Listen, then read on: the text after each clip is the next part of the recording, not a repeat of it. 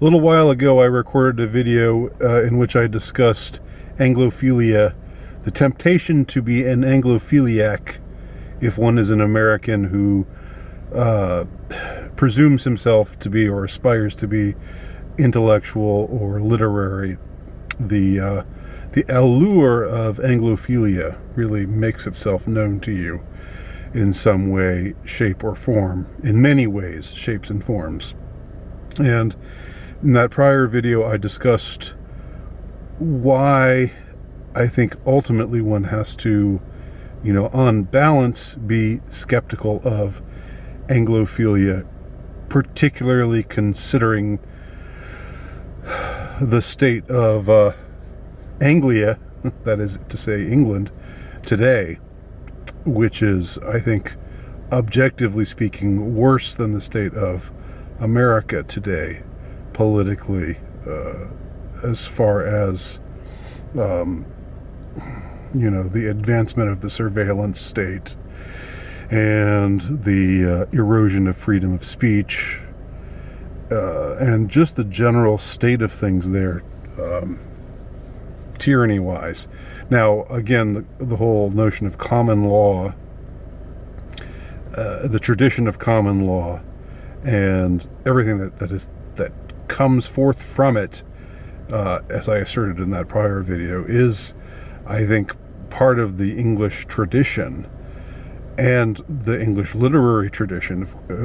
First the common law tradition, out of which such notions as liberty and privacy really emerged in ways that they have not in many other traditions. That's something to be, I think, revered, and of course the literary tradition of the English is from Shakespeare and Chaucer on down, is something to be admired. But again, it's a mixed bag, and I think, generally speaking, of that mixed bag, if one is American, we've got tons of problems here, no doubt.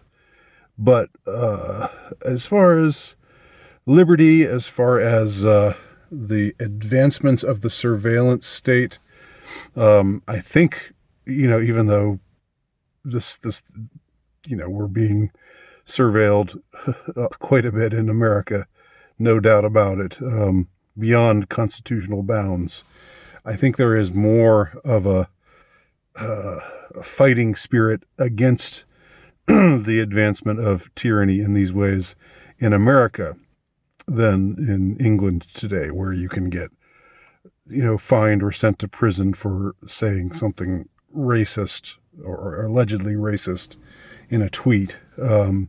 Just outrages like that.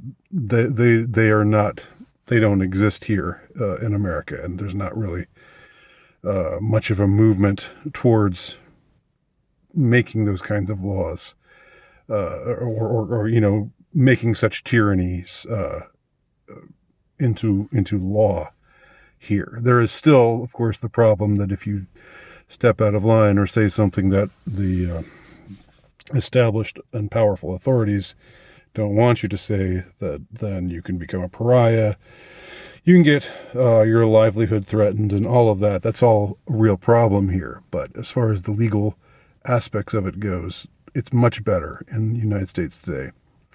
Now, all of this was actually jogged. This whole notion of discussing Anglophilia was jogged in my mind when I saw the movie The Courier with Benedict Cumberbatch, and it's a good movie. It's an entertaining movie, well acted. Its subject matter is of interest. I do think that it's a piece of propaganda, ultimately, for reasons I will explain. But it's also, I would say, meaningful, and there are things to chew on there as far as the subjects that it brings up, the themes that it discusses, and so forth. But let me tell you first of all what the story is about, and apparently it's based on a true story.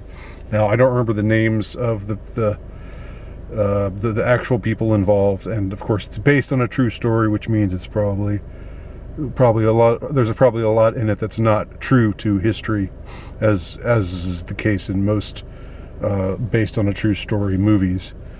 But what happens is Benedict Cumberbatch is this sort of schmoozy business guy, fairly likable, but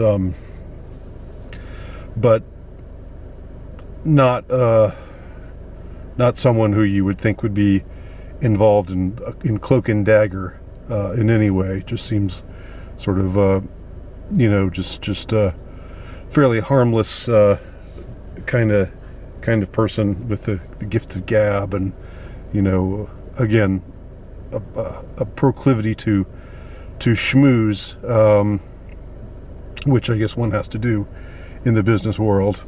And he is recruited by a combination of British intelligence and American intelligence. British intelligence, MI5, is represented by this man, and just kind of a nondescript sort of person, but a good guy, a well-meaning guy, which is not what I think is the face of British intelligence today, nor do I think that it was back in the 60s when this movie took place. So anyway, there's that, which I think is propaganda. And what may be worse, the American CIA is represented by this woman who's even more noble in spirit than the British guy who represents MI5. So Benedictine Cumberbatch's character is recruited to be a kind of spy, and in Russia. He's supposed to talk to this high-placed official in Russia who wants to defect, and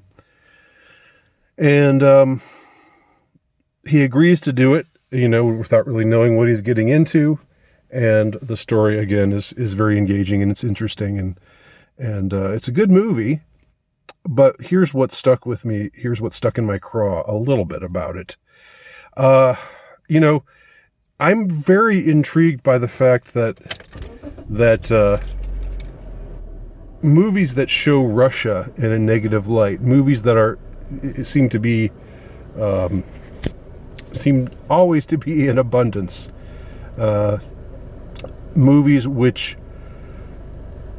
harken back to the Soviet era seem to be in abundance. I remember a little while ago, I don't think this video can be found anymore because it was on my old channel, which was taken down, but I discussed the movie, what was the name of it? There was a movie that was actually about the Holodomor in Ukraine, and I discussed that as like a wow, this is and how the elements in the American press, the left-leaning American press, covered for the fact that the Ukrainian population was being starved to death by Soviet authorities. And at the time, I thought I praised the movie for being, and I still do think that it's good that this historical event is being brought to light, is being discussed. Whereas for years and years and years, it had not been discussed, and the culpability of institutions like the New York Times,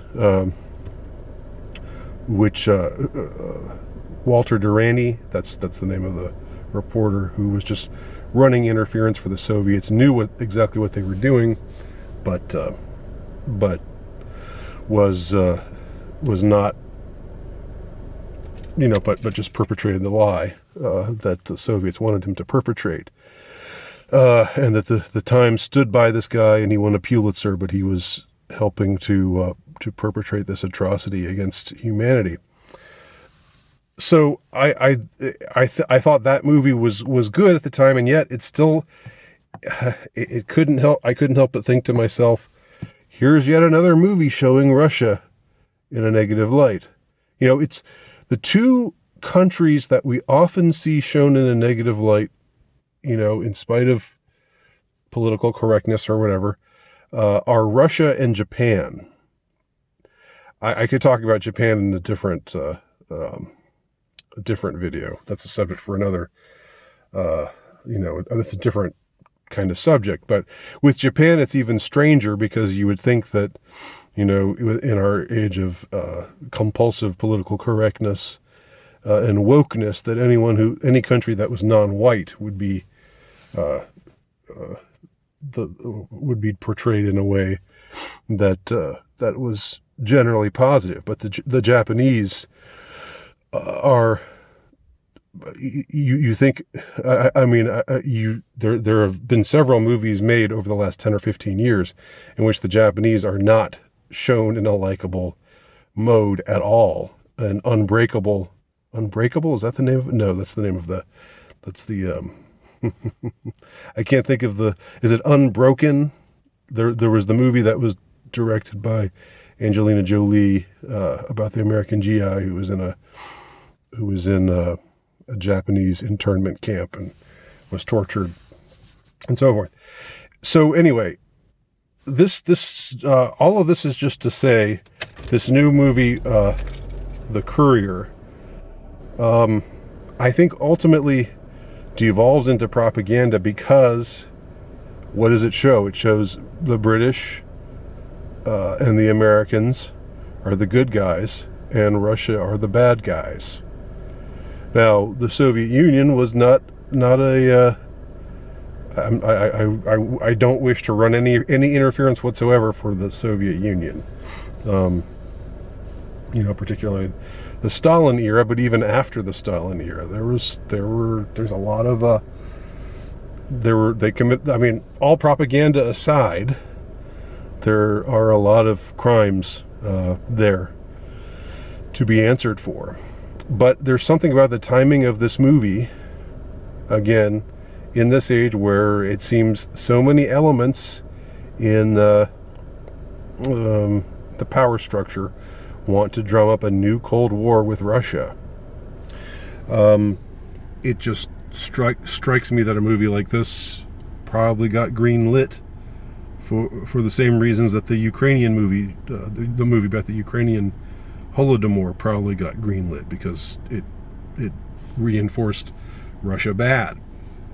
And before that, there were a couple of other very Russophobic movies that were made. There was a Jack Ryan movie that I think was made in 2014. I remember writing about this. I can't remember the title of it, but Kenneth Branagh played the Russian villain, and you can look it up and find the title of it. And then there was also the movie that was which had the girl from Hunger Games. Already I've forgotten her name, because she's been out of the public light for a while. She hasn't done much in a couple of years, but Jennifer Lawrence, right? Where this movie where she was portrayed as this this sort of femme fatale spot, like the sex kitten. She gets recruited into this spy school, and this movie is set post-Soviet. I can't think of its name right now, but again, you can look it up with Jennifer Lawrence. Again, this compulsion to show Russia in a negative light. And I remember that the man who is her immediate superior in the movie is a dead ringer for guess who? Putin. looks exactly like Putin.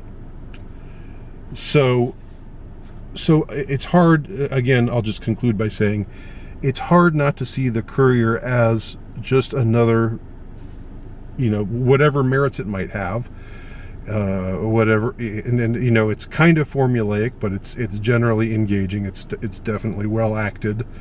It's certainly suspenseful, but it's hard not to see it as a product of this. To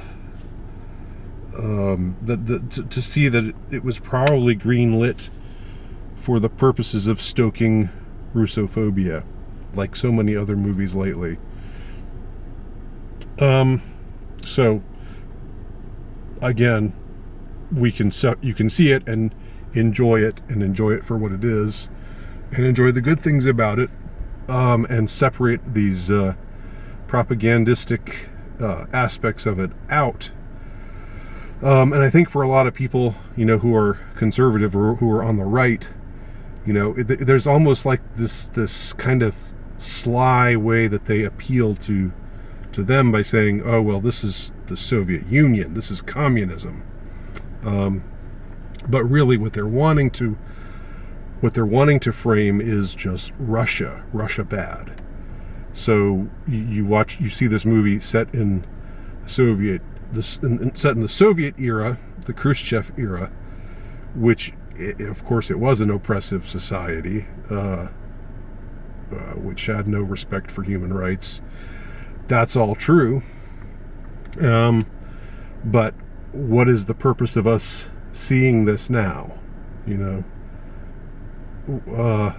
I think that anytime, I shouldn't say anytime, but I think a lot of the times when a high budget movie gets greenlit,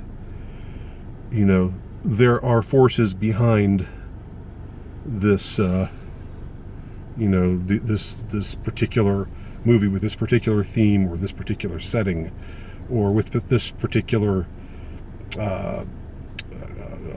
nation just portrayed as the enemy. There are definite reasons behind that, and it's the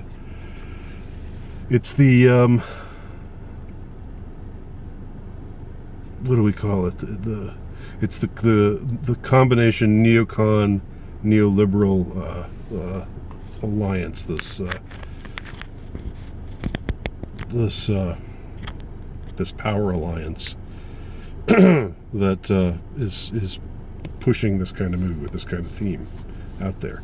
So anybody who's seen this movie, let me know what you think. It's called The Courier. You can see the preview for it on I think on YouTube.